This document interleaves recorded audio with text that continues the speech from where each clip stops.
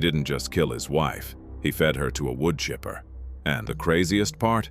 She wasn't even cheating on him. Richard Crafts was a pilot obsessed with control. He became paranoid that his wife, Helle, was having an affair. So, he planned the perfect murder. On a snowy night in Connecticut, he smashed her head with a hammer. But he didn't call the police. He had a plan to make her vanish completely. He drove her body to a frozen lake, put on her jewelry to stage a disappearance. And then, he fed her remains into an industrial woodchipper. He scattered the pieces across the snow. He thought it was perfect. No body, no crime. But detectives found one tooth buried in the snowbank. That tiny piece of evidence was enough. Richard Crafts became the first person in U.S. history convicted of murder without a full body ever being found.